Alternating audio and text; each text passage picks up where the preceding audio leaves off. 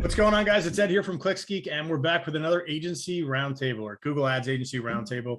I'm here with Nick, Dustin, and Mark again. And today we're here to talk about hiring in-house versus hiring an agency. We're going to go through the pros and cons of each, and that's it. So let's hop right into it. So I think that there's a cost benefit analysis you got to look at. So if we're talking about just the cost for a decent PPC person that's going to do a fairly decent job in the US right now, you're at least $60,000 a year. And that's not even somebody who's really great. So if you've got an account that's large enough to where that, $5,800 or whatever, and that's if they're W-2, now you've got payroll tax, and now you've got resources, you've got a computer, you've got to deal with their stuff that they bring, the baggage they might bring to the company.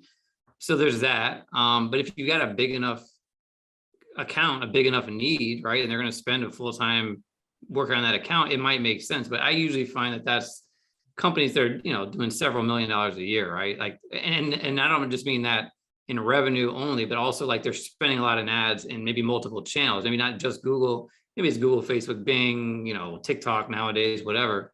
Then maybe it makes sense to have that expert. But now you got a full stack marketer. Now you went from 60 to 100 plus K, right? So now you go back to this cost benefit. So I think, for the most part, when you think about having an in-house person, which all agencies basically have in-house teams, just like your company would, it's just that we can afford to have them because they're working on multiple accounts for different clients. And if you can't support them working full time at a wage that, especially right now in the US, is very high, or if you want somebody to remote yourself, that has its own challenges, like managing that person.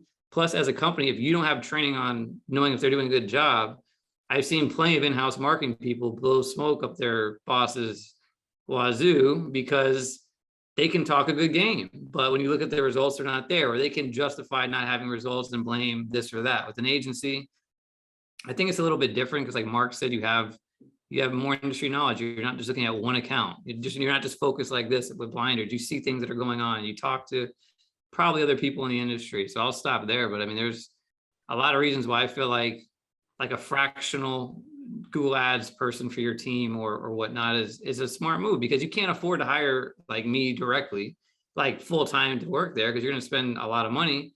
But if you hire our agency, you're basically getting that for as much time as it takes to get you the result you're looking for.